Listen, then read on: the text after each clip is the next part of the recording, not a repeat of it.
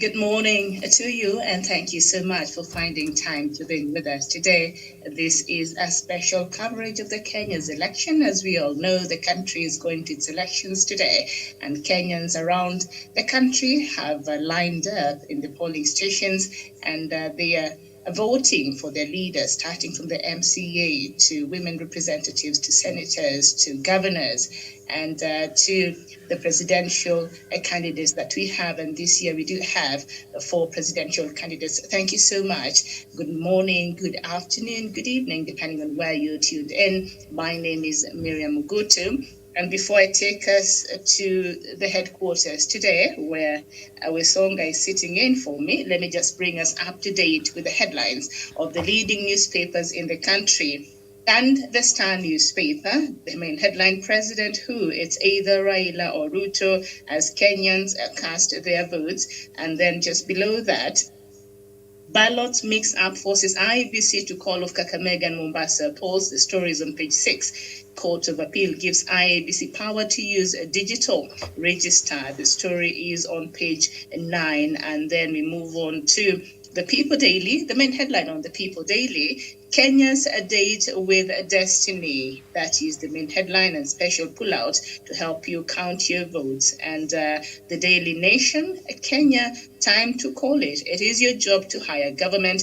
Here is our helpful guide on how to go about it. That is a special coverage on pages 2, 3, 4, 5, 6, 7, 8, 9, 12, and 13, and a breakdown of some of the elective positions up for these elections. And then we go to the Standard newspaper and the main headline, poll setback as Kenya decides. That is the main headline. And just below that, the long wait begins for candidates as millions of Kenyans troop to polling centers to cast their ballots, even as IEBC suspends governor races in Mombasa and Kakamega and parliamentary races in Kacheliba and Pokot South over the ballot mix-up. Also, a special coverage inside the Standard newspaper this morning. So before we start on our conversation, I'm joined by Douglas Kirimi from Meru County. Douglas Kirimi, a very good morning to you.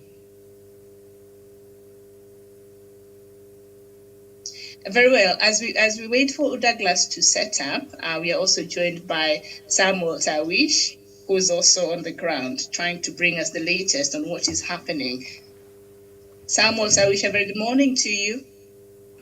Very good morning to you, Miriam Mugutu, right from our communication headquarters. Good morning to my fellow correspondents drawn from all over the country, and of course all the viewers watching this program in Kenya, Africa, and the rest of the world. My pleasure to join you on this program. I'm coming to you live from Ruaraka Dispensary, one of the polling stations here in Kasarani Ward, Kasarani constituency in Nairobi City County. Over to you, Miriam.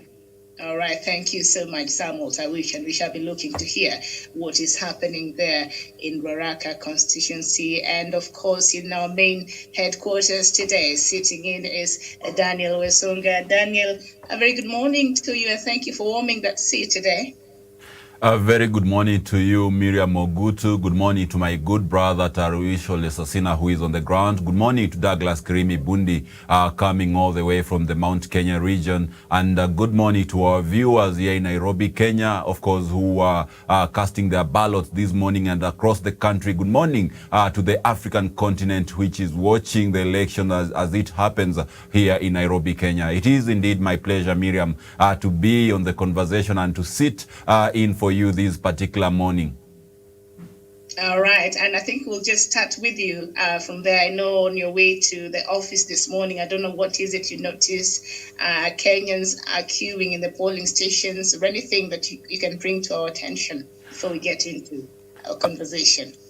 Thank you so much, Miriam. And of course, today in the town centers, we have a very, very quiet atmosphere, unlike any other, perhaps Tuesday, where the city will be bustling with activities and people moving around the city. Today, we only have closed shops and empty streets. But however, there is something that is quite noticeable. If you look at areas which have been earmarked as polling centers, we have a lot of Kenyans who are streaming in to cast their ballots ballots, and I've been able to see some of the city constituencies that have been able to pass through long queues of Kenyans who are going on with the voting process. And so far, so good. I've been able to see that in Nairobi County specifically, the voting process is going on smoothly. All right, thank you so much. And I shall be going to vote in the next few hours after we are done with the show. But from what I hear, the polling stations, especially the one next to me, I'm told it's really, the queues have been long since morning.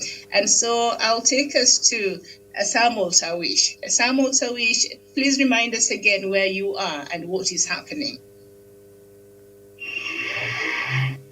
Thank you so much, Miriam. Once more, just to remind our viewers that I'm coming to you live from Ruaraka Dispensary here in Kasarani Ward, Kasarani constituency in Nairobi City County. Of course, this is one of the polling stations, and the Kenyan people, of course, the eligible voters who are enlisted as voters already started trickling in as early as 5 a.m. in the morning. And so far, the exercise has been faster and seamless, if I should put it that way. We haven't noticed or no cases of irregularities or maybe machines actually not working quite well. But so far, of course, even myself have already voted. We understand that today we are voting, of course, for 6 positions. That is a member of county assembly, the senator, women rep, member of National Assembly, and of course, the women rep and as well the presidential, the president, that is.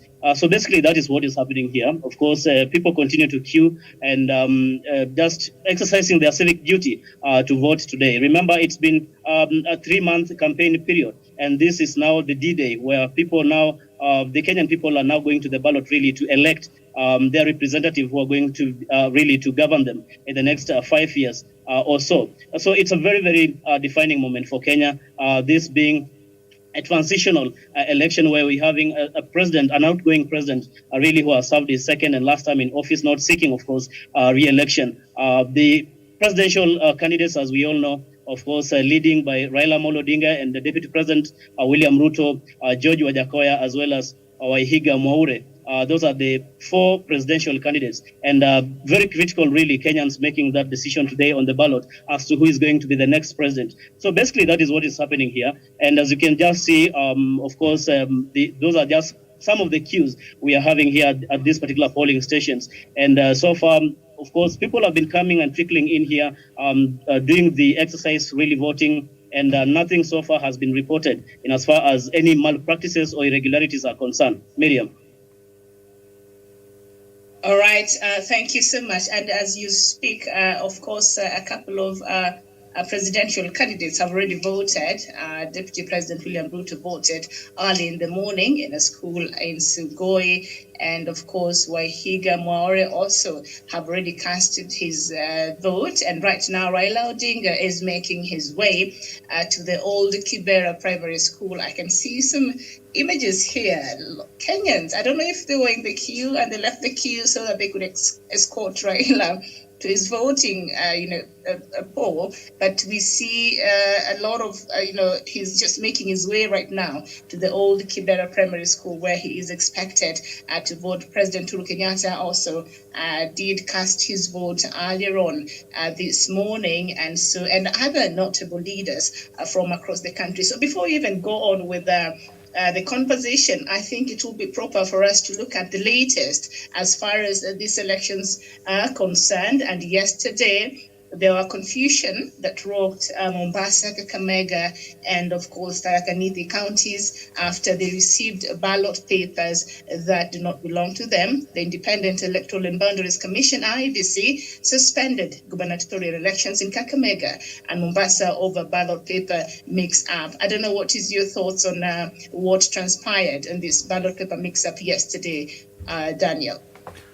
Miriam, I think now that one was quite a great setback, not only perhaps to the Azimio la Umoja coalition, whose stronghold is the 2 regions, but also to the individual candidates who were expecting perhaps that their supporters will turn up in large numbers and be able to elect this particular day. And you realize that it does not only affect the gubernatorial aspirants or maybe the MP aspirants who are supposed to be voted in this particular day. Because, Miriam, in most cases, I have been to campaigns and I know that most leaders actually campaign in groups. You might find that we have a group of MCA candidates who are actually anchored upon the candidature of a certain gubernatorial candidate, and they would have expected perhaps that they will pool resources to be able to maybe cater for this particular day.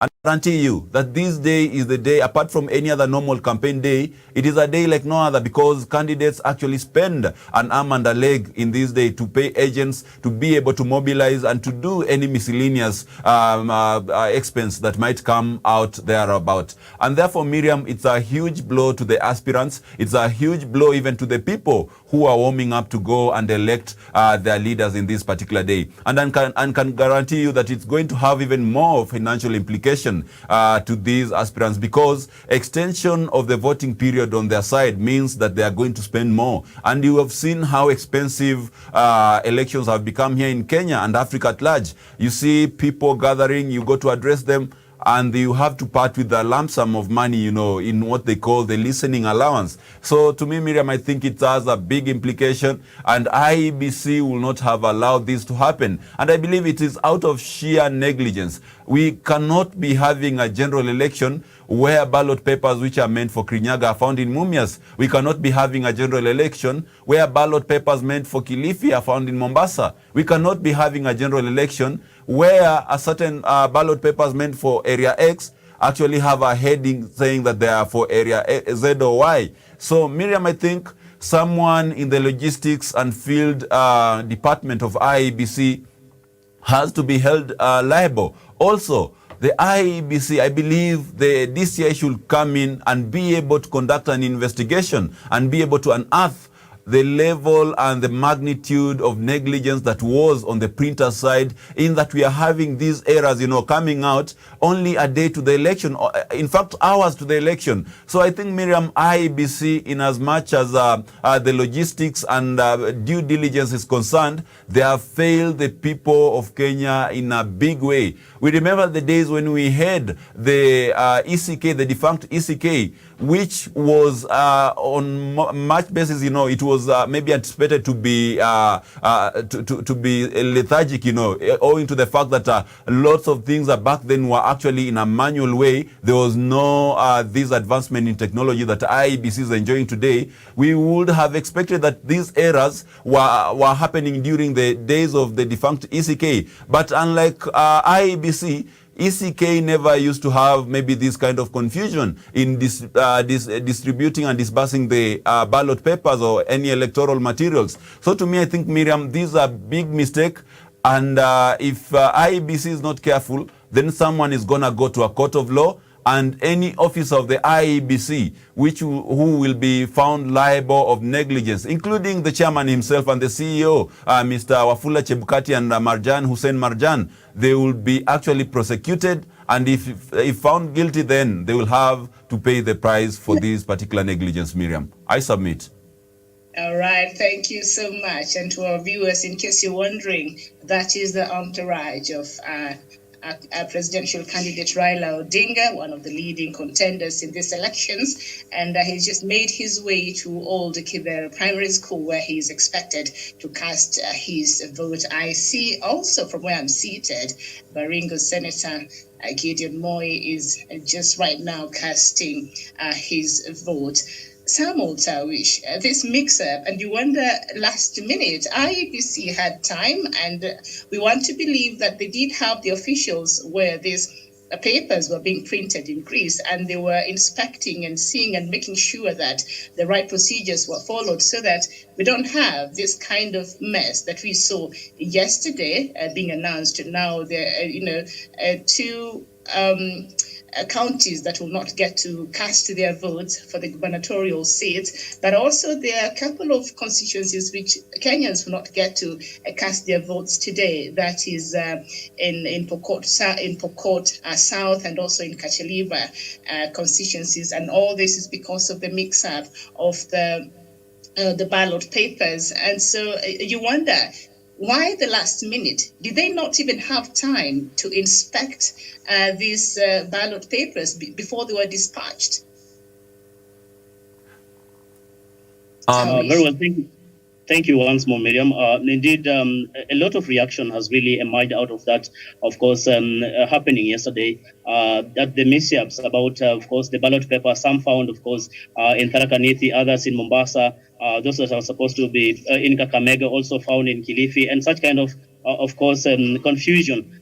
Bring forth questions about the IEBC's preparations, rather, ahead of this particular very, very critical exercise. We do not yet understand whether it was acts of omission or commissioned by the Independent Electoral and Boundaries Commission, or is it about the firm that was contracted really to print the ballot papers that, of course, did that. Indeed, IEBC came up yesterday to give out a presser to the effect about what really happened, and of course, suspending elections in those specific areas that you've mentioned, key among them being Mombasa gubernatorial seat and Kakamega gubernatorial seat, alongside some other constituencies. And Miriam, just like other correspondents have indeed mentioned, it's quite a letdown, especially on the part of Kenyans who are prepared to go and vote in their leaders in those specific areas, and more so even to the candidates who had really spent so much resources and time really preparing ahead of this very critical exercise, just coming that late that they will not be going to the ballot after all. So indeed, it is a very big challenge on the side of IEBC. But again, our Wafula Chebukati, the IEBC chair, did come out yesterday and assured residents of those affected areas that there will be elections later on. They didn't quite give a specific date when elections will be held in those particular areas. But yes, it's quite something that has elicited a lot of reaction, mixed, if I should put it that way. But we anticipate and hope that maybe we're not going to see more of such fiasco and confusion, even as we continue with this particular exercise today. Miriam, over to you.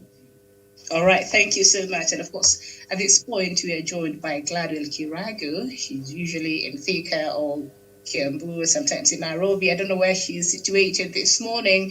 Gladwell, good morning to you. Very good morning to you, Miriam. Good morning to my fellow panelists. Good morning to our viewers. I'm actually coming live from Juja, and I think I'm in a very noisy place. I'm actually on the voting line, as you can see, my background. Okay. So you're about to vote. You're on the queue now. Yes, but it's actually a long queue, so we are also waiting. All right. So how is the turnout? The turnout in Juja constituency, that is in Kalimani ward, is actually it's a good one. The people have turned out to vote since the queue is actually long, as you can see from the background. So I can see it is positive. People are ready to vote, and people woke up early to vote. All right. Thank you so much, Gladwell. You are our eye on the ground there, so I shall be coming back to you in a short bit. Get us as much information as you can in Kalimani, I believe, Kalimani ward. That's what you've said. Thank you so much, Gladwell. And we also joined my Dr. Joseph Nyanchama. Dr. A very good morning to you. Oh, good morning, Miriam and Wesonga and Gladwell too. I'm fine, Miriam. It's my pleasure to be with you this morning. All right. Thank you so much, Doc, for joining us. So the conversation that we're just having is the mix-up yesterday that IEBC announced, and confusion, of course, rocked Mombasa and Kakamega and also Tharaka Nithi counties yesterday after they received ballot papers that do not belong to them. And you wonder, did IEBC not have enough time to go through this material before dispatching them after they arrived? And also, did they not go to Greece and ensure, did they not have their person, IEBC officials in Greece, to ensure the right things were being done? Why this last minute? Firstly, Miriam, sorry, if you look at the nature of that error, we can't even call it just incompetence. It's beyond human comprehension. How, in heaven's sake, election preparation, that you have such a basic error occurring on a national election? I think it is incompetence beyond understanding, which for me, from where I sit, maybe there are other issues behind it. Honestly, even a basic amateur printer in River Road, before you pack things, you know there is a verification. You just prove check. And you saw how the chairman was just taking things casually.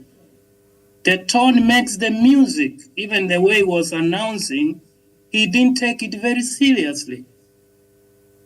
For me, Miriam, it is so much a serious issue that I miss words even to express it, but it's unfortunate anyway.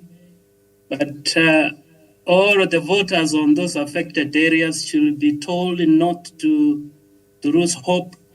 Go ahead and vote for the remaining contestants. For now, Miriam, I submit. All right, thank you so much. And those are live images from Kibera. Presidential candidate Raila Odinga is now, I think, taking his ballot papers, and he shall be casting his vote in a very short while. He's just arrived in Kibera Old School, Kibera Old Primary School there. That's where he's casting his vote this morning. And he was accompanied by a huge entourage of his supporters, who I don't know if they were on the queue and they left the queue to to accompany him, or I don't know what happened, but he just entered there with a huge entourage that seems to have disrupted things there. But he's now voting there at Kibera Old School, a primary school there in Kibra constituency. And so Tawish, Gladwell, I don't know if you can speak about this matter of ballot mix-up before we move on to some of the issues. And even before, that was not even the major problem that IEBC discovered yesterday. In Moyale constituency, Marsabit County, a KM's kit for Urani polling station went missing while it was being charged ahead of deployment. So we're even having KM's kits missing. So what will happen to this? And they discovered the last minute yesterday, Daniel. Miriam, I believe Professor Joseph Nyanchama Dr. Joseph Nyanchama rather has captured it quite well, that this is actually beyond incompetence on the side of the IEBC. You know, they had the time. They had even, if they knew that this was not going to happen, the two regions or the two counties were not going to vote, then they would have communicated to the concerned parties early enough so that they could go out there and be able to call on their supporters to turn out in large numbers to be able to vote the other candidates. Remember, they're still voting for president, they're still voting for senator, they're still voting for woman representative, they're still voting for MP, they're still voting for MCA. So therefore, when IEBC waited until maybe hours to the election, only for them to come out and break this kind of news, it brings us some kind of pandemonium, Miriam. And I believe with that shortness of time, there is a lot of miscommunication. You saw how frantic yesterday as the concerned politicians were coming out to tell the people it is not the entire general election which has been cancelled. You can come out and vote for your preferred presidential candidate and other candidates who have not been affected. So Miriam, I think these might end up, just like I said, with a very, very dire legal implications on the side of the IEBC. And as per the Constitution, it says if any officer of IEBC is found culpable of such gross misconducts, then they shall be held individually liable and they might be sent to jail or pay a specific amount of money in terms of legal fines, So to me, I think this is a matter that should not go untouched after the election. I believe Kenyans of goodwill will be able to come on board and be able to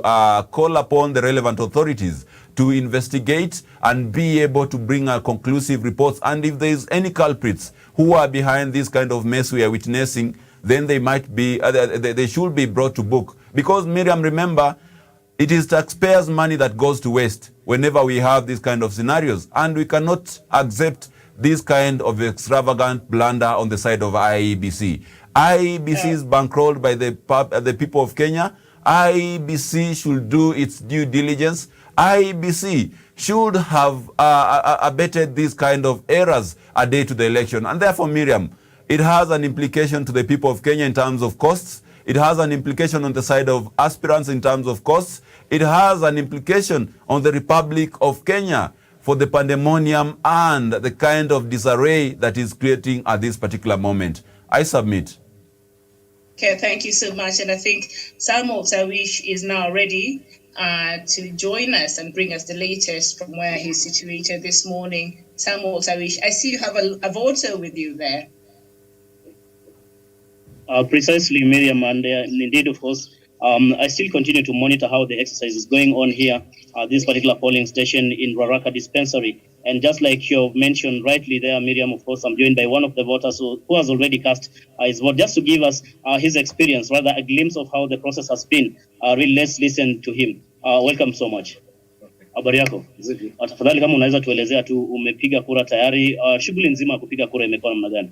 Okay, nimepiga kura hapa Ruaraka, Kasarani constituency, county, na exercise very smooth, na nimepata kiu vizuri, the kids, identify mkono vizuri, na cast na hope turnout iko fair, na hope wengine watakuja. Pengine kwa muktasari tu, pengine ni changamoto gani umeweza kukumbana nayo wakati umekuja kupiga kura siku ya leo? No, sijaona changamoto yoyote. Zenye tulikuwa tunaambiwa kwa ya IPC ni kuconfirm majina na stream yenye unafaa kupitia, which we did, na tumevote vizuri bila tashwishi yoyote. Naam, shukran. Hivi sasa umemaliza kupiga kura, matarajio yako ni yapi kama Kenya, kama mpiga kura? Matarajio yako haswa ni yapi baada ya kupiga kura sasa kutokea hapa? Okay, I hope watu wengi wakuje wachague kiongozi wao. Then I urge the IPC be transparent, free and accurate voter turnout. Asante sana. Thank you so much, Miriam. As you've heard it from the horse's mouth, that is one of the voters, of course, right here who has already cast his ballot. And you've just listened to him. He's very optimistic and calling upon Kenyans who have not yet come, or rather gone to their respective polling stations to do so, to go and exercise their civic duty and, of course, vote. And as you heard from him, indeed, the exercise has been seamless and they have not experienced any hiccups or hitches this far, Miriam. Over to you. All right, thank you so much. And Douglas Kirimi was keeping an eye for us in Meru County. Just a few moments ago, he was making his way to one of the polling stations there. Douglas, I don't know if you're able to hear me. Good morning.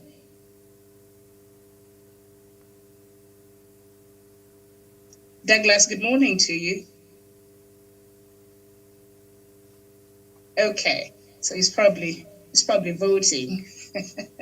Okay, so let's just look at something else that came up yesterday. The Court of Appeal has suspended a High Court decision that directed the Independent Electoral and Boundaries Commission to use the manual register.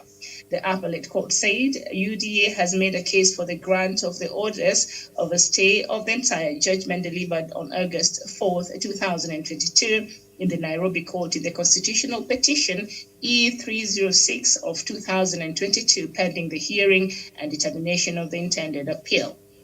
The ruling comes after the party filed an application through lawyer Elias Mutuma challenging last week's decision. So this ruling by the Court of Appeal. Did you see this coming, Daniel Wesonga? Miriam, I anticipated that this would happen, and we have a very big problem with IEBC, but we even have a bigger problem with our judiciary. As we speak, Miriam, today in the morning, we saw one of the people who are advocating for the absolute use of the electronic KIMS identification.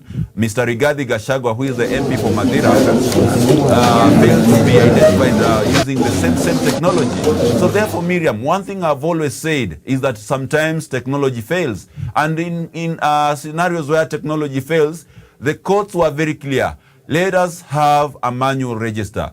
However, Miriam, be as it may, this morning I've just learned that IEBC has not been able to avail the manual voters register in the polling stations, all polling stations across the 47 county.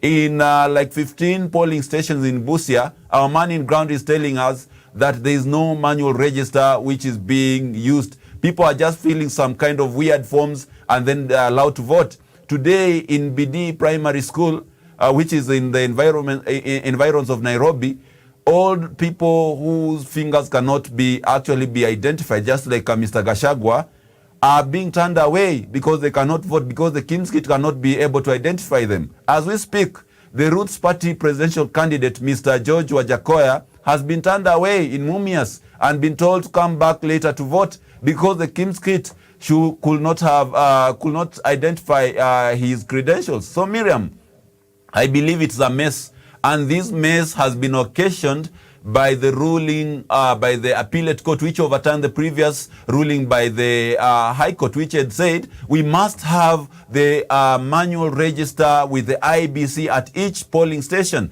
in that if the Kim's Kit fail to identify a voter, then they have to revert to the manual register, and once identified, the name should be crossed out.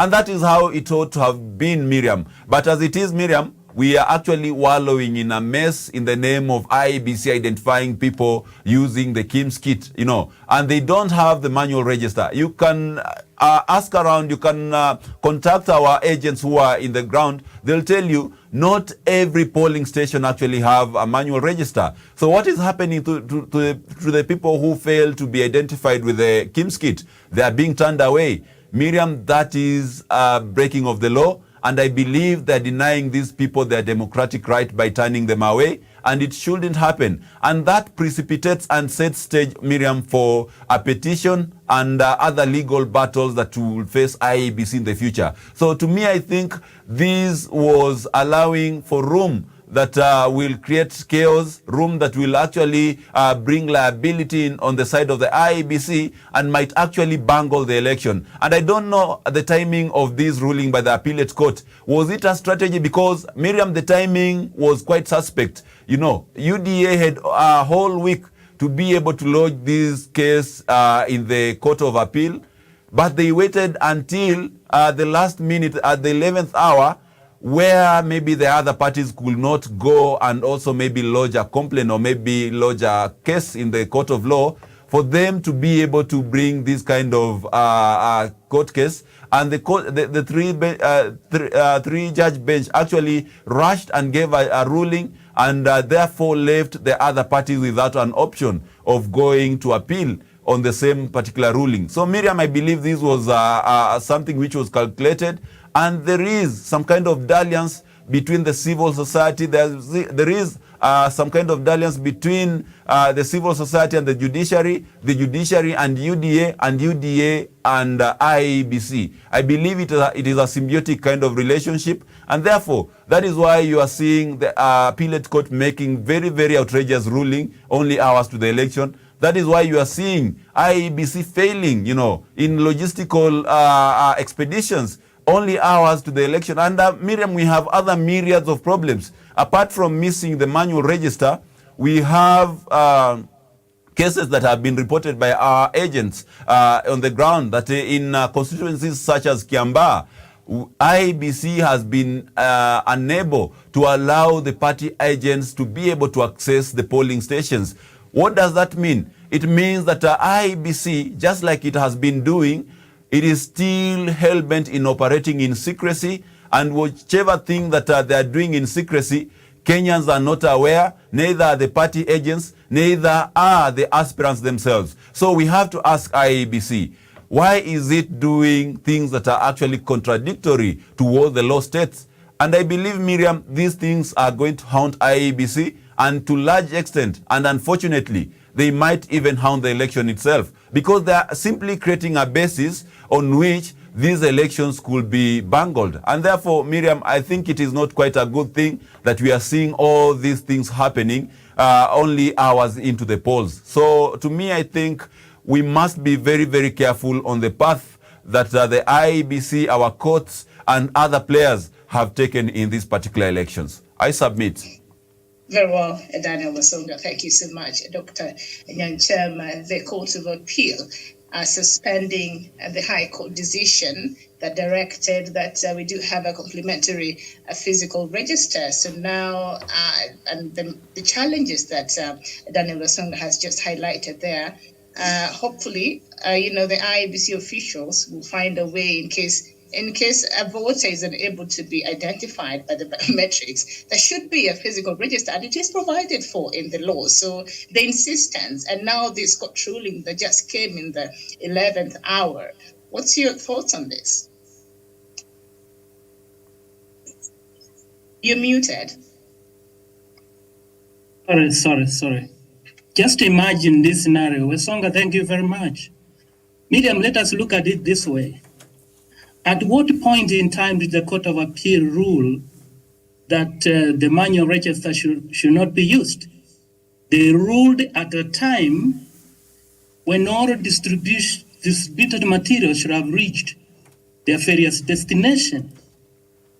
So at that point, the ruling of the High Court was still in force. Ask yourself this question. At what point then did the manual register leave the stations that, as Wasonga said now, can even physically miss? Remember, the ruling was done yesterday, isn't it, Wasonga? Yeah, absolutely, Dr. Ari. A time which, if IPC was to comply with the court order, all the stations should have had the manual register. Then how do you explain a situation where manual registers are still missing in some station? Did they just send helicopters just to flash them back immediately after the Court of Appeal ruled? That actually makes the Kenyan citizens to be suspicious of this act. So, Miriam, for me, I think the Commission needs to reflect on these matters and give Kenya justice. In the past, we have said that consequentialism is a theory of justice. I think they need to understand this. They have a bigger mandate than this juvenile behavior of serving certain interest, if there are any, and it could be very unfortunate. That is the direction they are going. Kenya is a stable country, and we cannot allow as citizens a few individuals having positions, claiming to be independent, to destabilize the country. Remember the story of Jonah, those who read the Bible. He was told to go to Nineveh. When he defied God's instructions and entered into a ship, there was turbulence in the ship. Jonah himself had to own up, and he said, for the ship to stabilize, please throw me off ship. Can Jebukati and his group be like Jonah? When he knew he was not doing the right things, he owned up, and afterwards the ship was stable and it reached its destination. In this case, can Jebukati and his commission move with speed? Miriam, in fact, the latest information live about Mombasa and Kakamega. People were shocked this morning when they went to vote in Rongai constituency. They didn't find the name of member of parliament. Can you imagine? You are a member of parliament, you say, I want to vote, and you find your name is not there. I mean, it's amazing, Miriam. I don't know what is happening.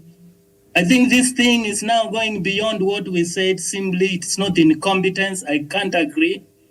Not even a juvenile primary person can do that. I think there could be other issues which needs to be unraveled quickly to put things in order. For now, Miriam, I submit. All right, thank you so much, Dr.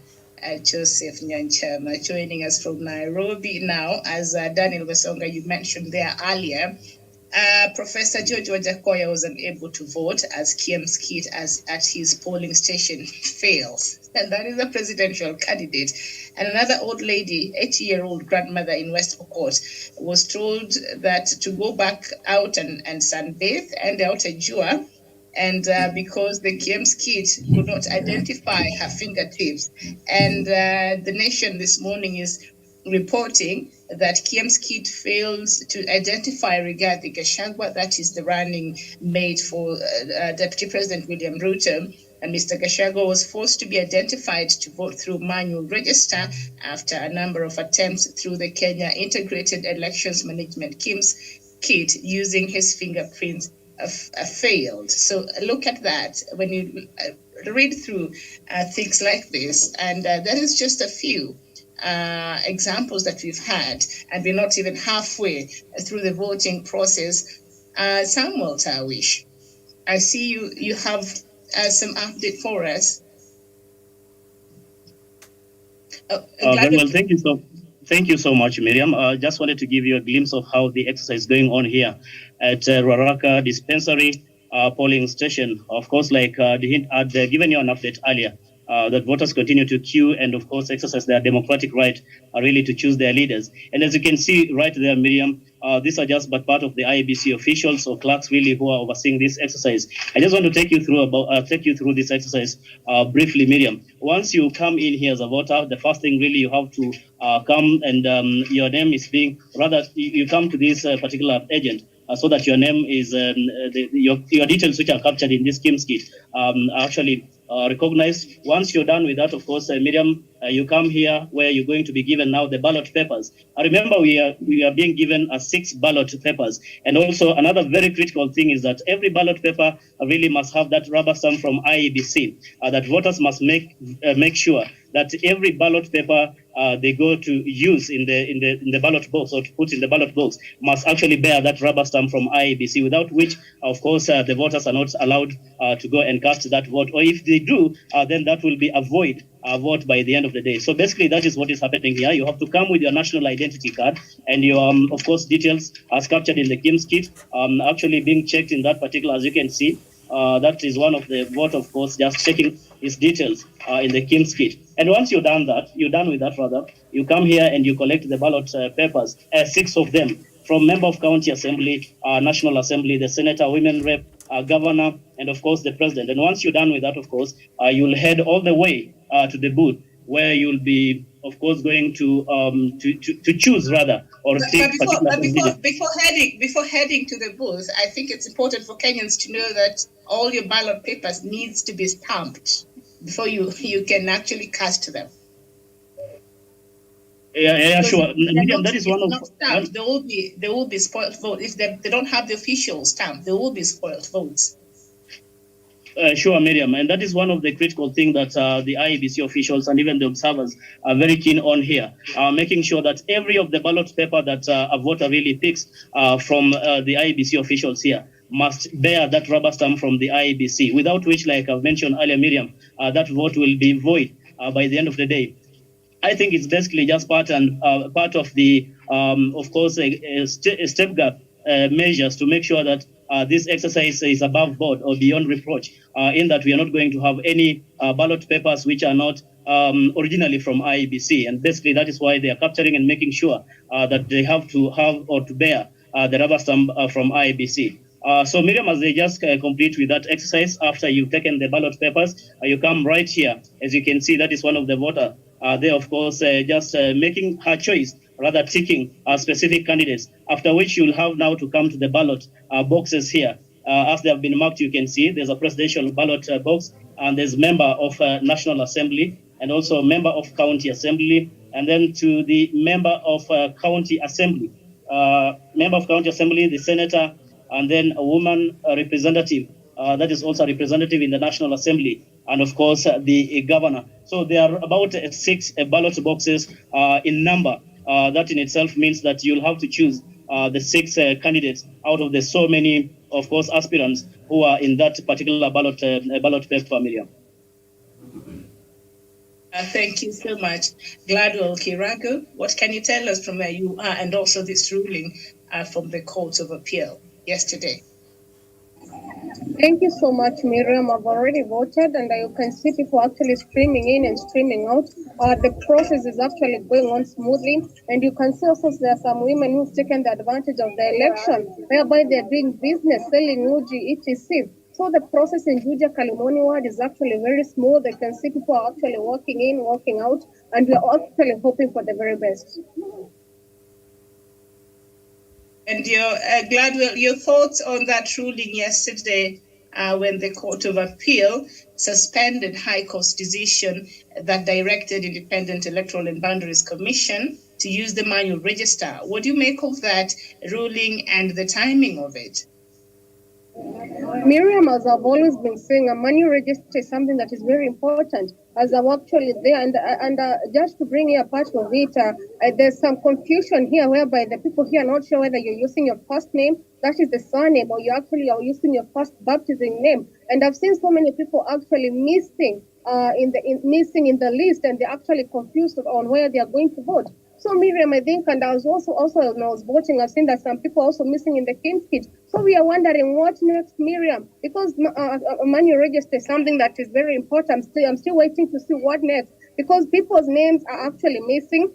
People's names are actually mixed up. Miriam, in Kalimoni ward, you're not sure whether when you go to the surname, you actually find that your name is missing, Miriam. So I don't know what next, and I'm actually wondering, will these people vote, or what next for them, Miriam, because every vote counts. Mm-hmm.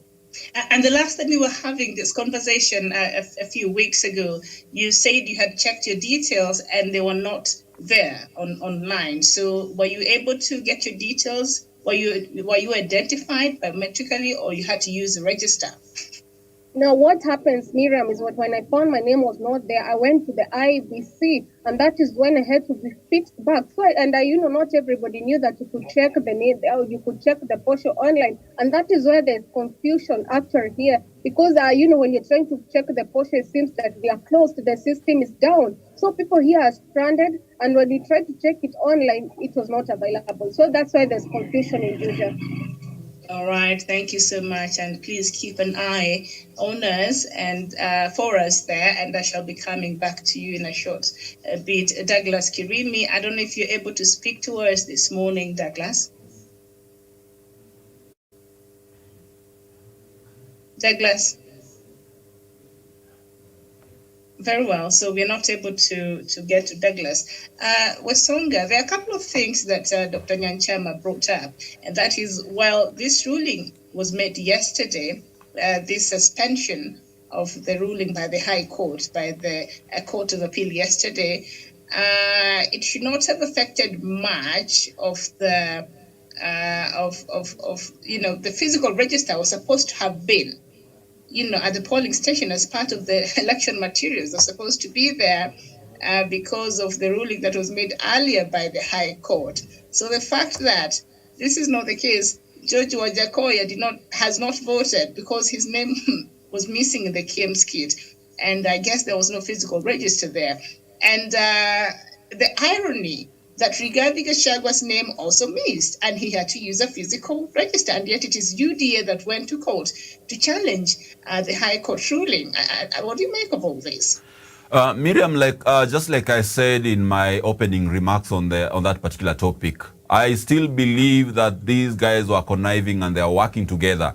In that IBC knew that UDA will actually go lodge a court case at the 11th hour. And they actually knew also the outcome of that particular case at the Court of Appeal. And that is why I feel perhaps that is the reason why the IEBC didn't bother to actually go appeal that particular maybe ruling by the High Court, because they knew one of their branch, which is the UDA, was going to proceed and have that court case filed at the appellate court.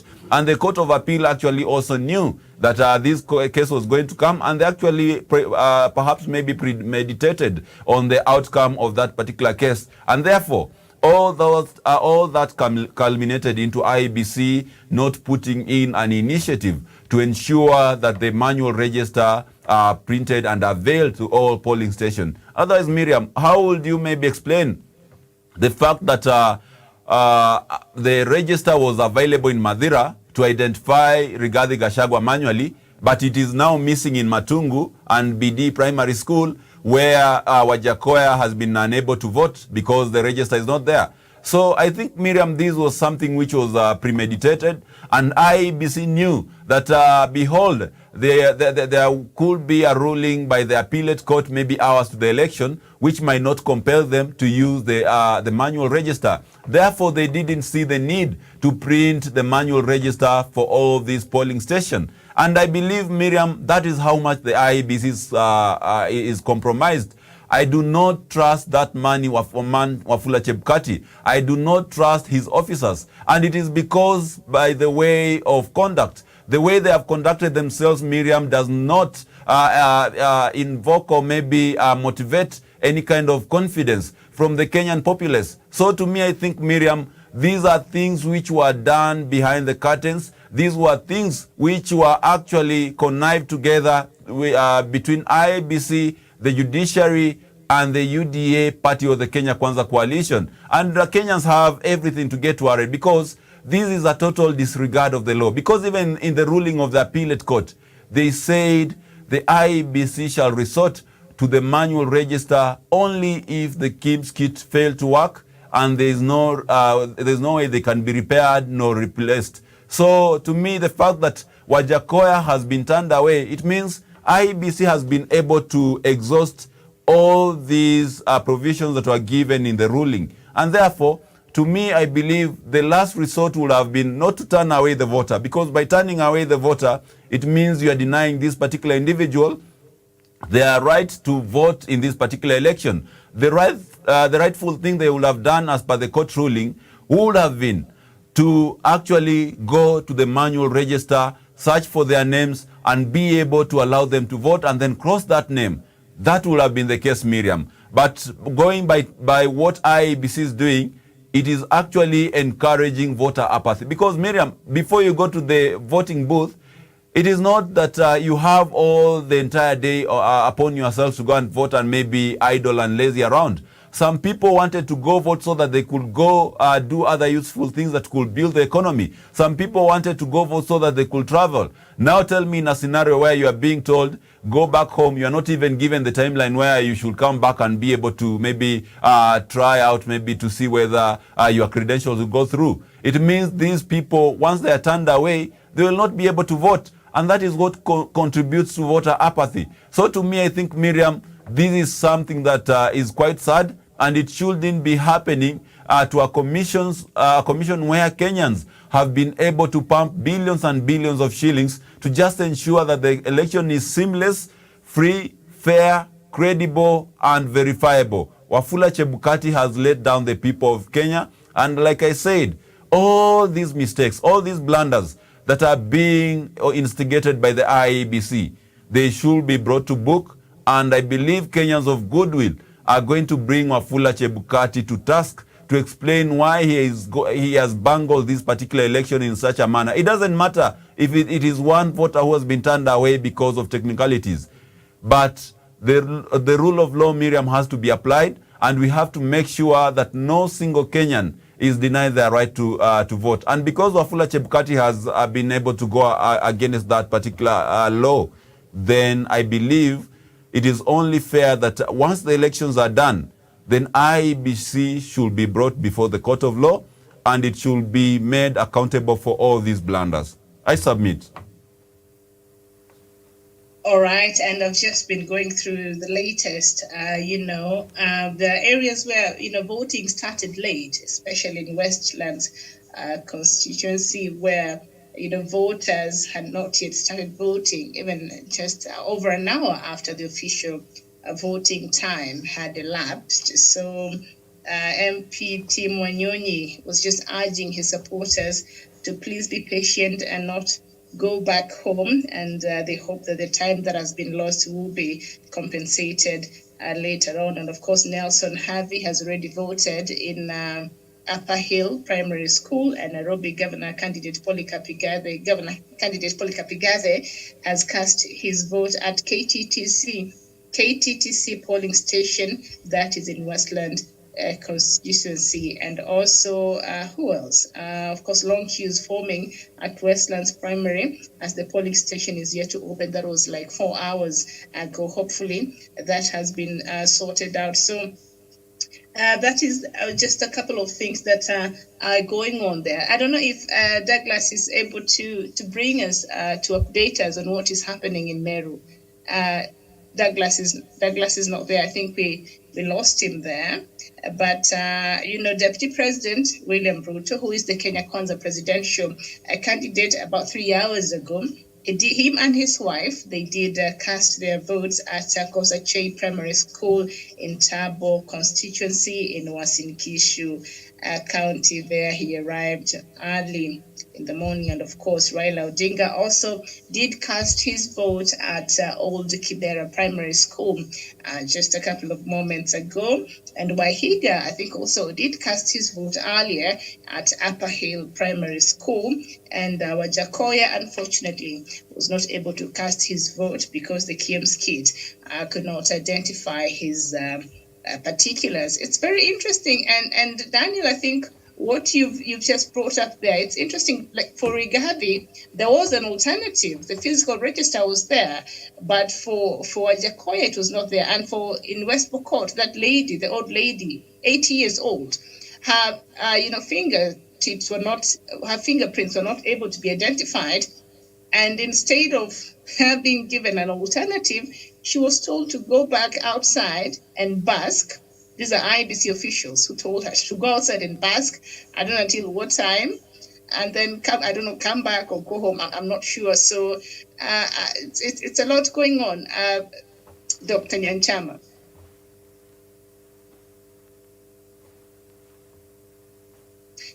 Well, Samuel Tawish, do you have the latest? Do you have something that you'd like to update us on what is going on where you are?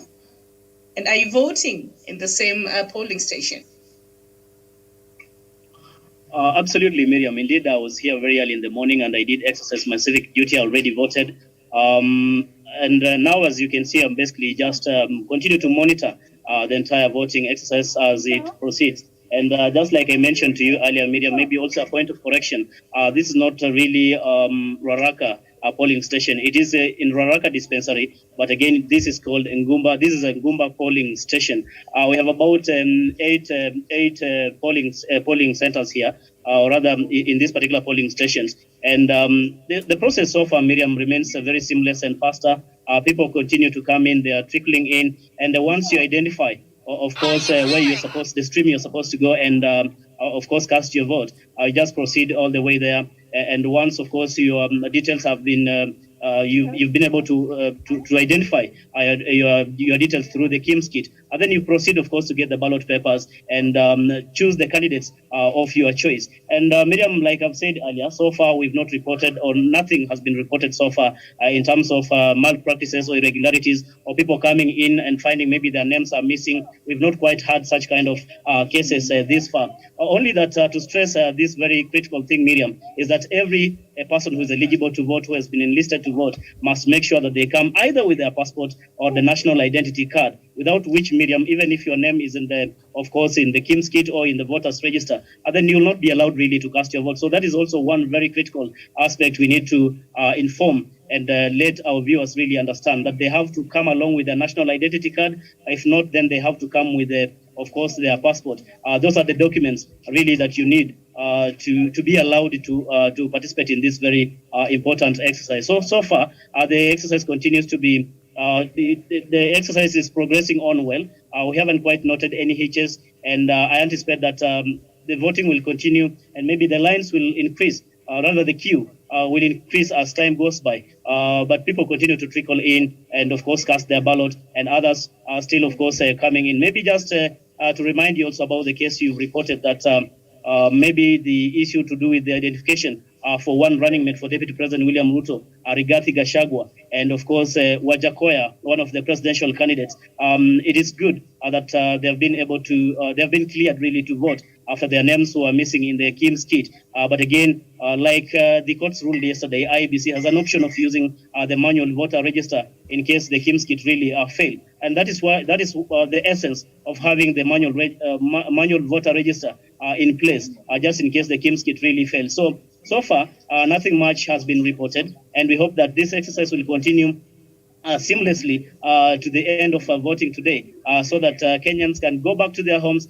and wait for the results as they'll be trickling in right from the time the polling stations would have been closed at around 5 p.m.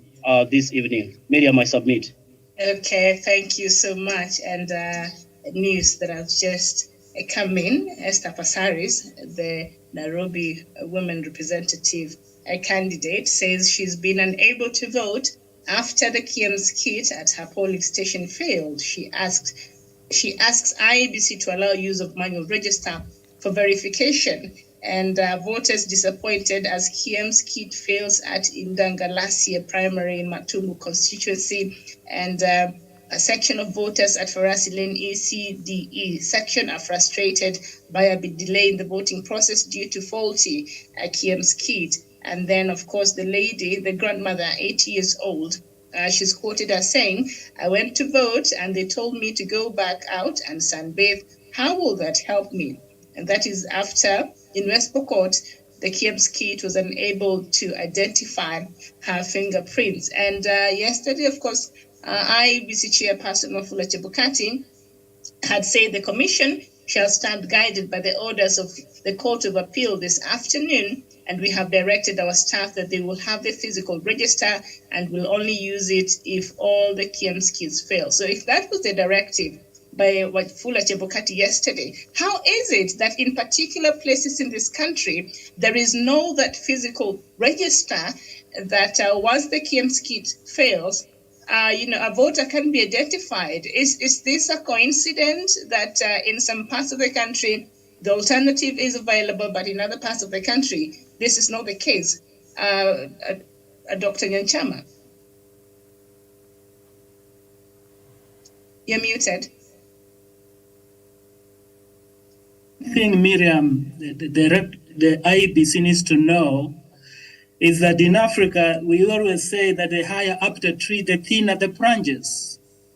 IEBC is occupying a very sensitive position. Just take it this way, Miriam, a scenario where a presidential candidate is unable to vote because his credentials could not be found in the team's kit. You don't be surprised that would be the news headlines across the globe, that in a country, a presidential candidate went to vote and they didn't find his name. And the moment such a things happen, the more the IEBC is exposed. It is to the IEBC's advantage to avail the manual register as soon as yesterday to save face if any face is remaining.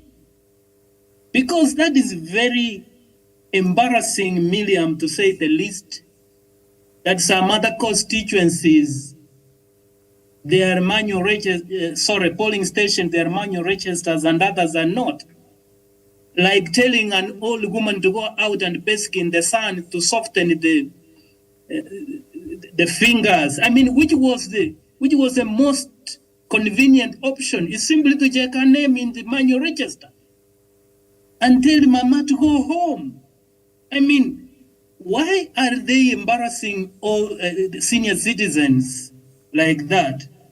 The problem with some people is that they look at things in a short-term form, which I'm telling you will simply injure their character in the long term. And for me, where I see my appeal is, Miriam, is that Kenya is a peaceful nation, it's a stable nation, it's a respectable nation. Let no single organ in this republic make things move contrary to that. We are a respected country. In fact, one of the most democratic country in Africa. So free, where heads of state are abused. Just even go to other countries and open your mouth, my friend, my friends. So let not a small institution like IPC injure the reputation of the nation. Let not them be lured by short-term interests and look at the bigger picture. For me, Miriam, that is the appeal I want to make to them if they're listening. Let whoever the Kenyans elect lead the country. They are the referees. They should not be involved in the strategies of the playing. Let them do the work of the referees absolutely and allow Kenyans to vote. In fact, Miriam, now what is coming out is that if they send other people away that the names were not in the schemes kit, and they allow others to use the manual to identify them, then they are worsening the situation when it will come to petitions to court, if there will be any. Let them be aware of that. I submit, Miriam. Thank you so much. Samuel Tawish, the manner in which these KM's kit are failing, Pasaris has been unable to vote this morning, Wajakoya has been unable to vote this morning, some voters from West Pokot, from Western Kenya have been unable to vote this morning because their fingerprints could not be identified in the KM's kit, and there was no alternative of the manual register. But Rigathi Gachagua also could not be identified in the KM's kit, and so he was forced to be identified to vote through manual register after a number of attempts through the KM's Integrated Elections Management, that is the KM's kit. So, I mean, what do you think is going on? Why is it selective, if I could put it like that? Miriam, I think it will be preempting really to say the KM's kit failing. It's more of a selective, that maybe there are targeted areas or targeted people in as far as identification of the voters is concerned. I think basically this is just, but machines are failing. And if IEBC would have put in place, of course, alternative mechanisms to make sure that in case or in cases where the KM's kit really fail, that will use the manual voter register to identify voters who will otherwise not be identified using the KM's kit. And in this case, just like you've said, Esther Passaris has also not been able really to vote so far because the reason why I'm using the word selective is that Esther Passaris, her name, she could not be identified through the KM's kit, and there was no alternative of the physical register. So there seems to be why is it available in other areas and not in other areas it's not available as an option? Well, Miriam, I think the whole issue boils down to the court's ruling yesterday that directed IEBC to not necessarily use the manual voter register, but to use where necessary. So I think there's not so much of an obligation on the part of IEBC to use the manual voter register, but I think it is something they should put in consideration, considering the issues or cases that have emanated so far of some of the voters, especially the key politicians' names missing in the KM's kit. You've mentioned the issue of Rigathi Gachagua, the running mate to Deputy President William Ruto, the issue of Esther Passaris, and others who have not been able really to identify or whose names cannot be identified using the KM's kit. So basically, I think it is a challenge on the part of IEBC to see into it how they can have the manual voter register in place as an alternative, just in case the KM's kit will not be in a position to identify some of the names, or in a scenario where the KM's kit would have failed. So I think this is a challenge on the part of the IEBC to see exactly how they are going to move around and make sure that each and everybody who is listed rather to vote can be able to exercise their democratic right and of course cast their ballot without enlisting so much of attention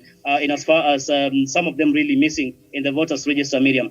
These are some of the things we had anticipated earlier. I think even in the previous analysis and debates we have had in studio, that probably IEBC should have put all these mechanisms in place so that we do not want to see last minute rush because you've highlighted the issue of West Pokot, most parts of Western Kenya. As we speak now, what will be the motivation or the inspiration for the people to continue waiting up until maybe the manual voter register is presented in those particular polling stations. So they should actually move in speed so that they don't dampen the spirit of those Kenyans who have woken up very early and trickled to the polling stations really to cast their ballot. Thank you so much there, Samuel Tawish. Gladwell? Yeah, I'm having an IEBC official, actually a party agent. I think would be the best person to explain because I'm understanding that if you're not actually in the Kim's kit, they are having a picture of you, then the transmission. So I think he can actually explain it better. All right, go ahead. That if your name is appearing in the Kim's kit or if your thumbprints aren't appearing, we're taking a picture of your face, you holding your ID, and that's what we're transmitting back to the IEBC agent. That's what we're using with, and that's what we're working with. It's working for us. It has been working well so far, and there has been no complaints so far. We're making sure that nobody is going back home without actually voting. Okay, but initially what you're saying is that some people have missed in the Kim's kit. Yeah, a lot of people are actually missing. The system is not actually effective as much as we hoped, but we are trying to cope with whatever we're working with, whatever we have, and it's working for us. So yeah. And actually, how is the turnout since morning, since we have been here since? Okay, it was actually quite slow at first, but it's picking up as you can see. We can say so far the turn-up is at around 27%. We're expecting more in the afternoon. Most people were not up that early, and it's good. The doing is good so far. Okay, so Gladwell, before he leaves, he says for those whose details cannot be identified through the Kim's kit, they take the photo of the voter and their ID. Is that process provided for in the law? Yes, it is. It was an alternate solution to whether, they had actually set it in place because we were not sure whether the Kim's kit was going to be like 100% efficient. So the moment it's some people couldn't find their names in it. That's when we used it, and it is gazetted. It is it works for us. Okay, thank you so much for that. Are there? You've said that the Kim's kits have not worked as well as perhaps you thought. What is the magnitude of I don't want to say the failure of these kits, but what the challenges? How do you think they will impact much of the voting process today where you are? Can you please repeat your question, please? You've mentioned there's been a few challenges as far as the Kim's kit is concerned, and perhaps they're not working as well as you had hoped for. And so will this impact the voting process where you are? What is the magnitude of these challenges as far as the Kim's kit is concerned? Okay, with all the measures that we have put in place right now, it would have been devastating for us. But with the process that we've just come up with, that I've just told you about the taking of the picture, it is efficient and it is working. Plus, the people are okay with it, and both parties, the IBC and the agents for the candidates, are all in agreement with it. So far, so good. We can't complain. Okay. So take us back. Take us back. I think for the Kenyans who did not even know this is possible, can you just explain to us the process? So if you fail to be identified by the Kim's kit, so the IBC officials will take your photo and the photo of your ID, and this will be sent where? Back to the IBC stations where they are going to update it in their system. Mm-hmm. You don't actually have to use your thumbprints. So they'll update it into their systems? Yeah, immediately. Interesting. Okay, thank you so much for that information, sir. We really appreciate it. Before he goes, I think there's something I've noted, for instance, where they're checking their names, some people are missing. Again, I've seen like a name of somebody I know who died, but the name is still there. I mean, is it an issue or it's still a legal process? It depends with whether they are dead or not might not be an issue, because most people have not applied for death certificates, and without that, the IBC can't be able to remove your name from the register. So we were working with what we had as registration of the voters last month or last week, whenever it ended. That's what we are working with. Plus, we have agents on the ground who are helping people identify where they should be, when they should be, and how they're going to be there.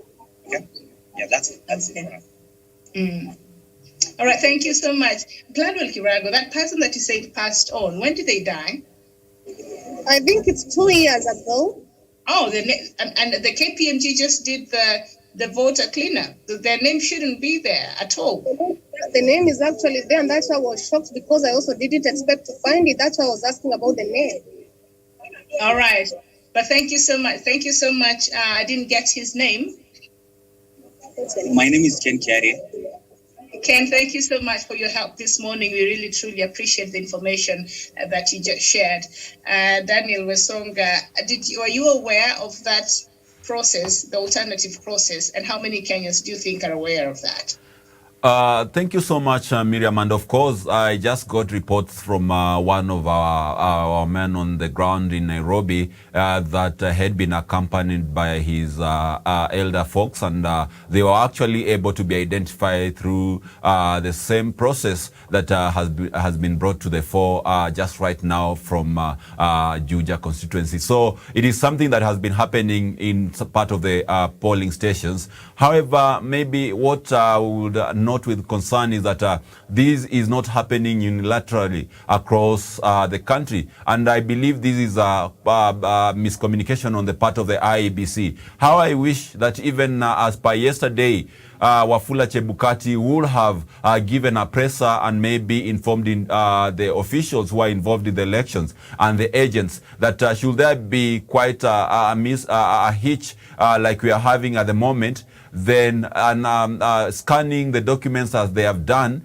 could have been also an option apart from using the manual register as well. So I think it's a good move. However, it is not unilaterally being done. And therefore, at the end of the day, still, Miriam, we might end up with a huge chunk of the Kenyan voters, especially the elderly people, the senior citizens, being denied their right to participate in this particular election simply because their biometrics cannot be taken by the KIMS kit.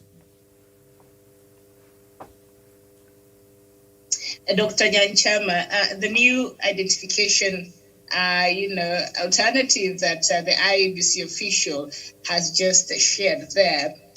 I don't know how many Kenyans are aware of this identification option, because I don't know why that could not be used to identify Wajakoya, for instance, or to identify that voter in West Pokot who was told to go out and sunbathe, or to identify those voters in parts of the countries that have not been identified by KIMS kit, and yet there was no physical register to identify them. But now we're just learning from Juja there, and from what Daniel has confirmed to us, that this is an alternative. So why is it not?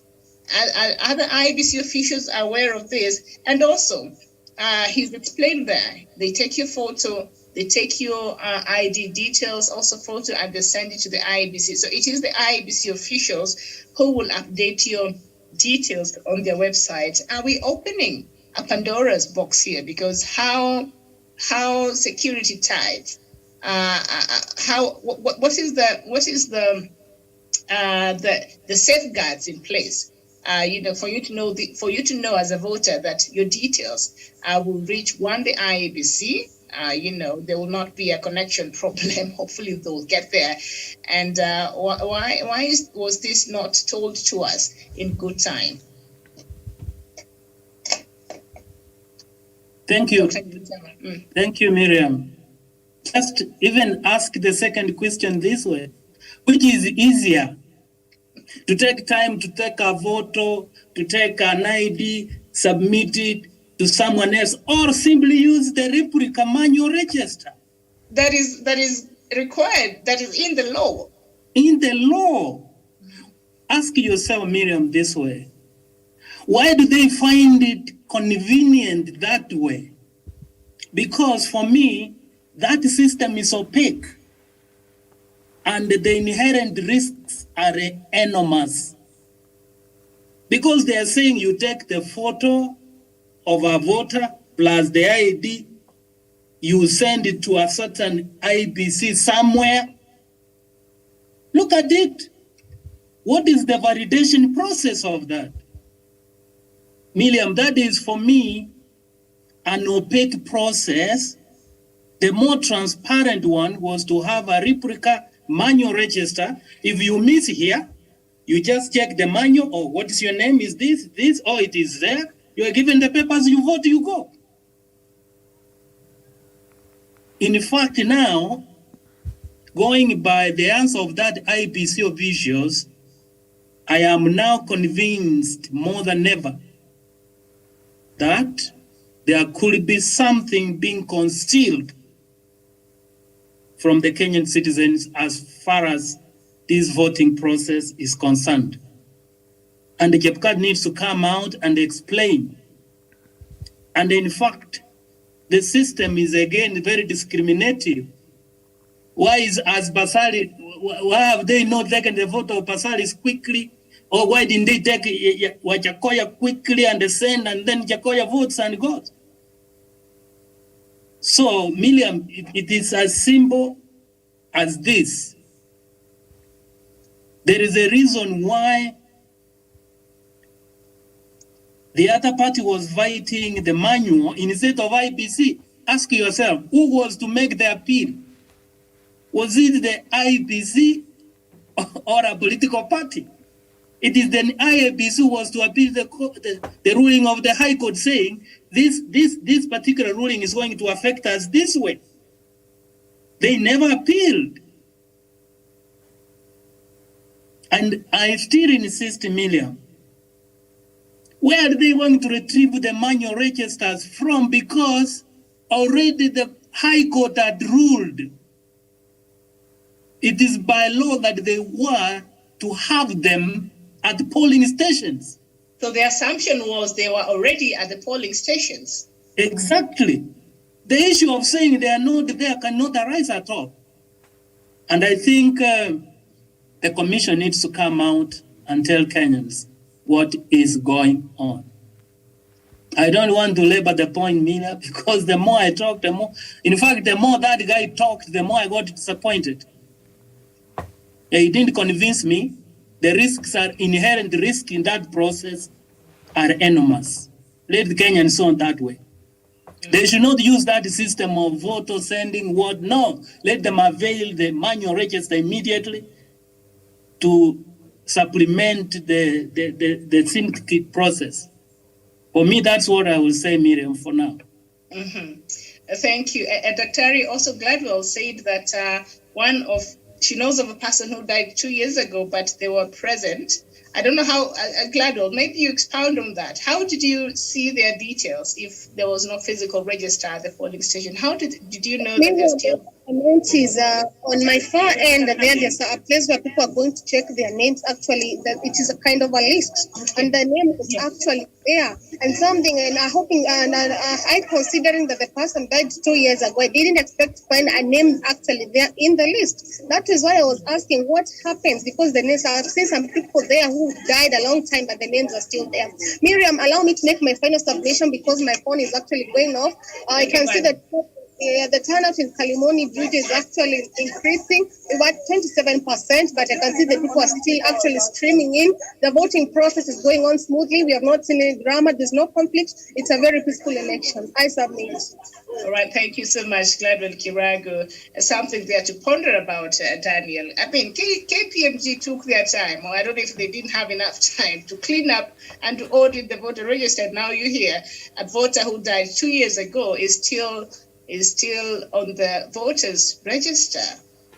Miriam, I believe we have a big problem with the IEBC. And, just the fact that 2 million ghost voters were eliminated from the register after the KPMG did the audit, and that is according to IEBC. You can really reflect on the kind of mess that we have on our voters register. A whopping 200 million voters in a country's voting register. That really means that we've been electing leaders who ought not to be in the office as we speak.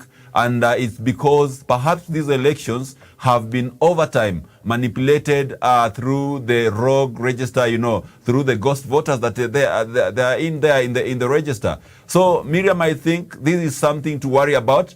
If my sister Gladwell Kirago can just walk into her polling station and just maybe try to do some due diligence to check whether the register is okay and is cleaned up and the feedback is what she's giving us at the moment, then I cannot help but only imagine how much crookedness has been maybe imparted in the register and how many voters, ghost voters are in the register, So to me, I think, Miriam, IEBC over time has proven to be the epitome of incompetence. And this is just to add on many, many more issues that IEBC has neglected as an electoral body. And I've heard whatever Dr. Joseph Nyanchama has talked about, and it really makes us sad that even after the 2007-2008 post-election violence and getting the defunct ECK out of our path, we still have IEBC, which is the Independent Electoral and Boundaries Commission, actually losing its independence, All these mess that we are seeing in the IEBC, it is not because IEBC lacks resources. It is because IEBC has been infiltrated, IEBC has been taken hostage, and therefore no one really cares whether there's credibility, no one cares whether there's competence in the way they conduct their business, but they are all concerned on serving individual interests. And that's why we are having all these things crumbling down like the Tower of Babel.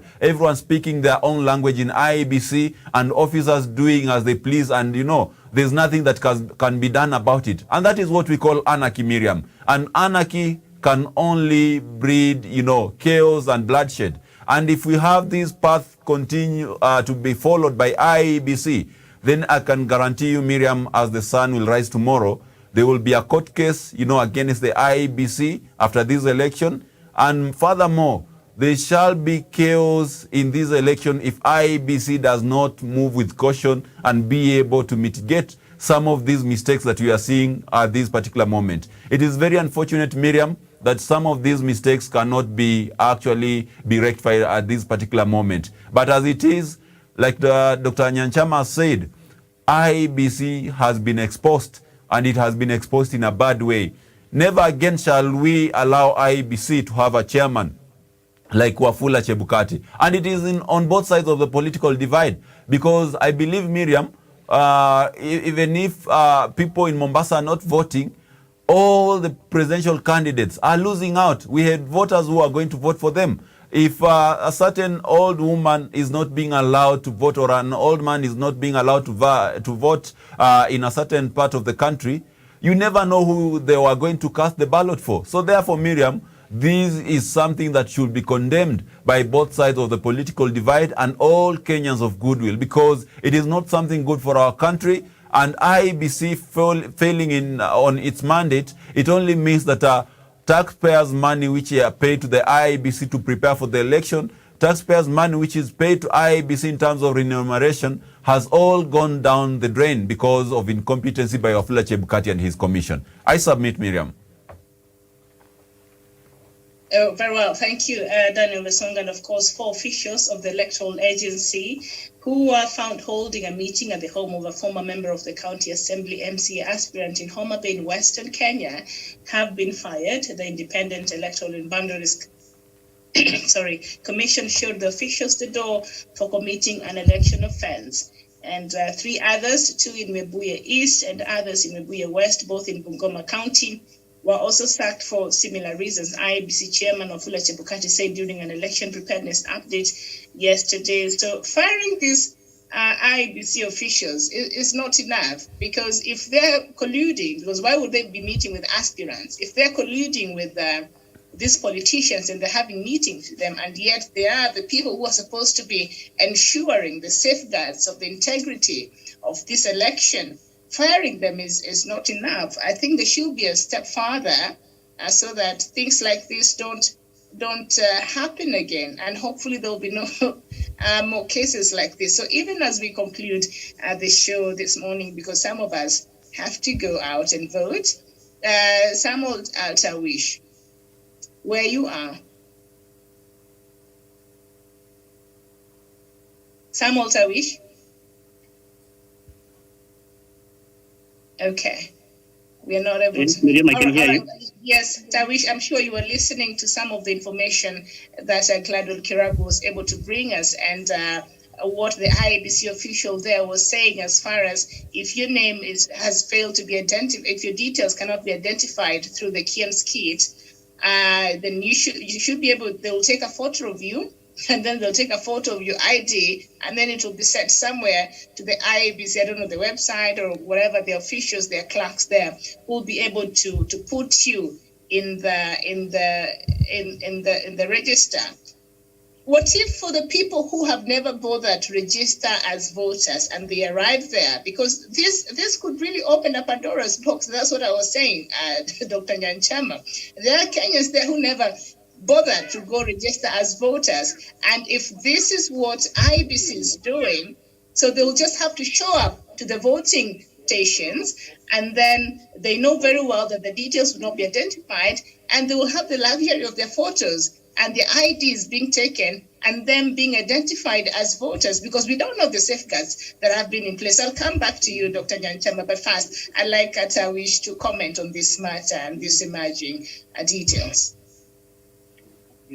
Well, Miriam, I can't quite speak authoritatively about that particular matter, but again, I suppose it is more of an illegality really to allow people who are not enlisted as voters really to participate in this particular exercise, because again, there's eligibility for one to go and exercise or rather participate in this very, very critical exercise. It is not enough for IBC or even certain IBC officials really to come out and say an individual who is not officially registered with the IEBC as a voter can basically be taken a photo of his or her, and then they're allowed to vote. Really, just like you've alluded to, Miriam, this will be opening up a Pandora's box where each and everyone who's not enlisted to vote will be going to the polling stations and really asking to be allowed to vote. So this is part of an illegality, and I suppose IEBC should come out and be able to give a comprehensive, of course, statement as regards to this position. Is it a selective position to some areas, or is it something that covers across the country? You've also spoken about some of the people's name really missing in the voters register. I suppose IEBC really had adequate time to make sure that they do a thorough cleanup of the voters register so that the people who are registered to vote really cannot find their names missing in the KIMS kit or even in the manual voter register. So this is a very, very big indictment on the part of IEBC, including that particular story you've also mentioned, that some of the IEBC officials were, of course, arrested with the particular aspirants. I suppose this is something that should not be happening because, again, how will Kenyans really trust the entire process if you have IEBC officials really going in bed with some of the aspirants or candidates in this particular election? The election itself really, Miriam, has to be free, fair, and credible. It has to be beyond reproach, and it is only IEBC which has to guarantee that. They have to promise and guarantee Kenyans that this process is really above board, and there's not any attempt to infiltrate or to participate in any irregularity that is otherwise going to compromise the whole process. And by the end of the day, we are likely going to have, say, people really protesting the outcome of some of the results, if not all. Miriam. Very well, thank you. Thank you so much. And before, I think Dr. Nyanchama will close it for us, but Daniel Wesonga, the issues that have come out, because if you're sending your details to the IEBC, all right, so if your details cannot be, located in the IEBC's, data system, that means if you're sending these details, your photo and your ID, they have no way to tell if you're a registered voter or not.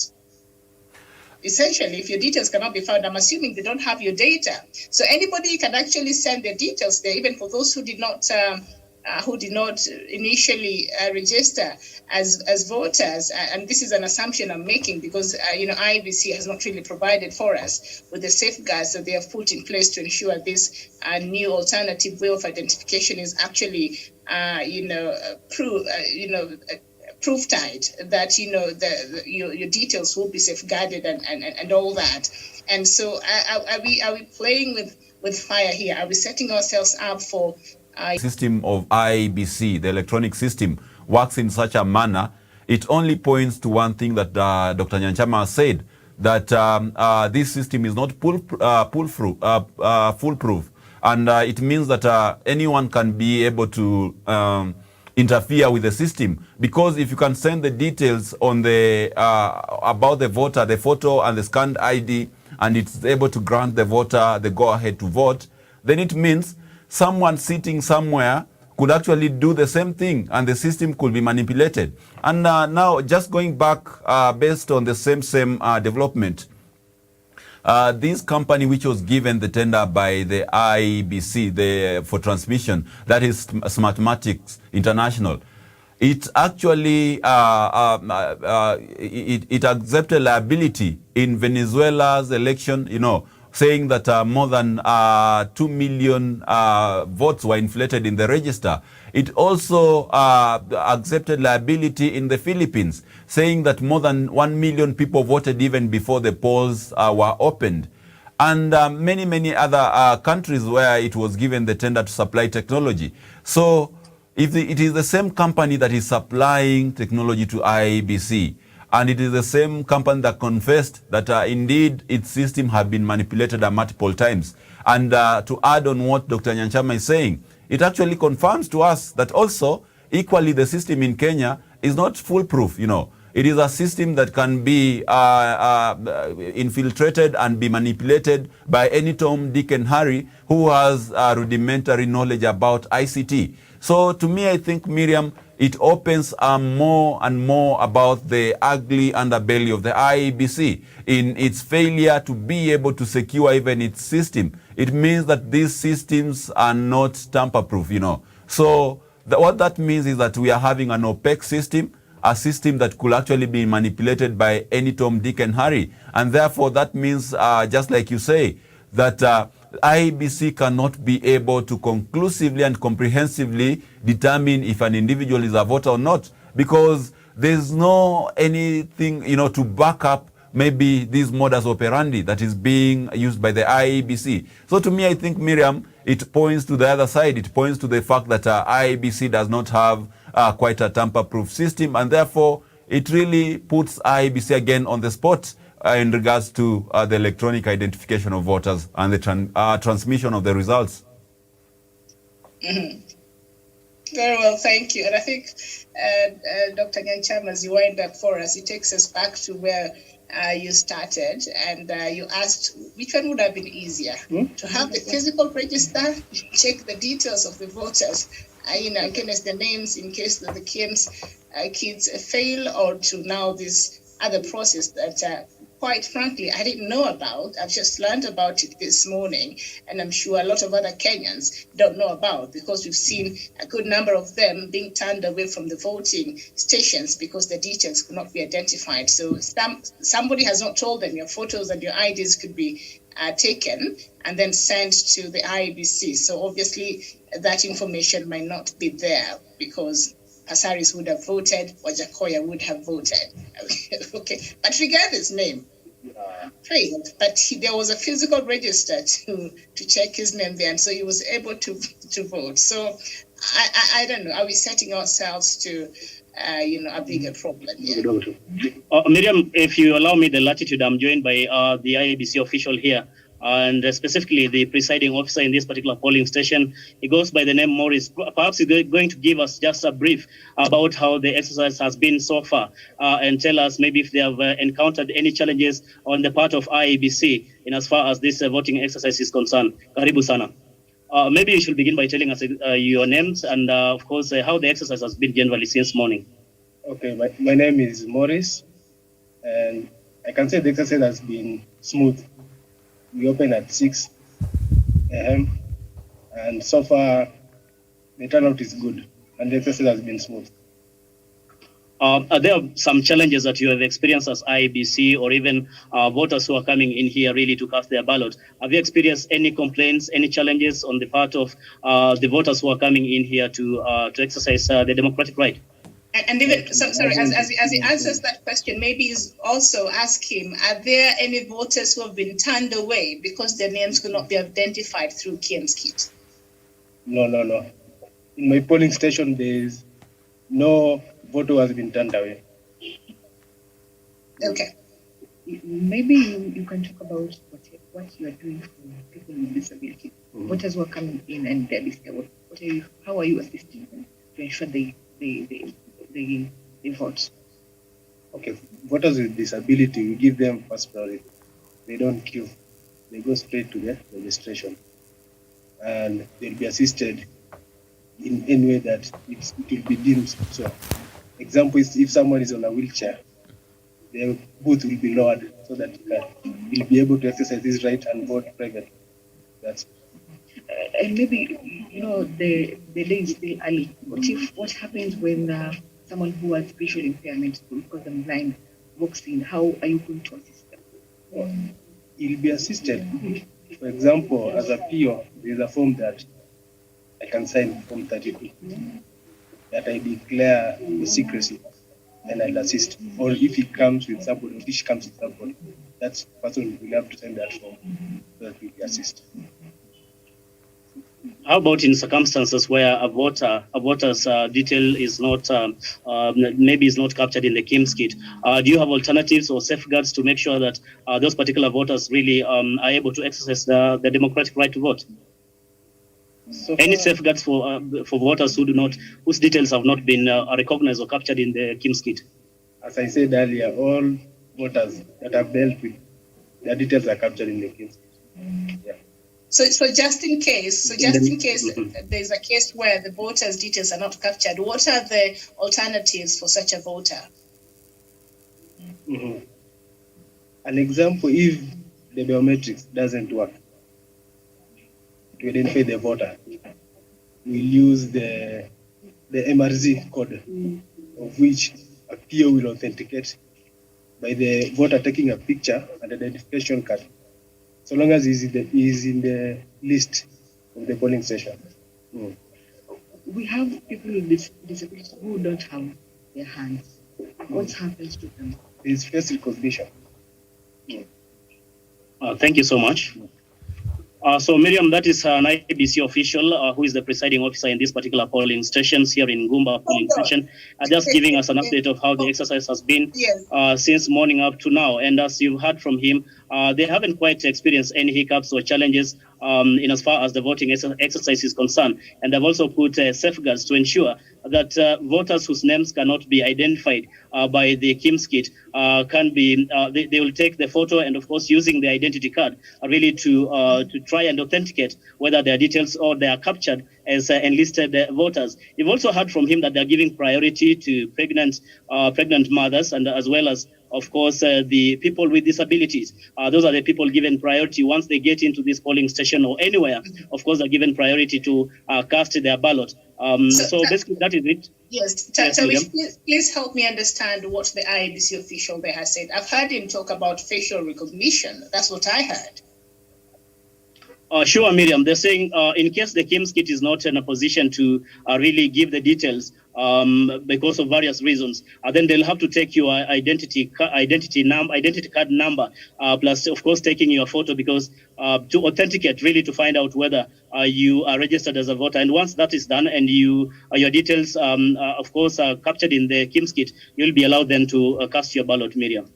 Okay, thank you. Thank you so much, Samuel Tawish, for that. Dr. Nyanchama, even as you wind up for us, when you listen to this IEBC official where Tawish is, and then you listen to the other one where Gladwell Kiragu in Juja constituency was, their understanding of this alternative voter identification is quite different, even within the IEBC officials themselves. Absolutely, Miriam. I also noted, you noted that psychologically the guy wanted to run away because he thought next you were going to ask him about the manual register. Psychologically, if you looked at that personally, he anticipated the next question, so he wanted to finish the questions quickly and run away, meaning that there are people under instructions, by the way.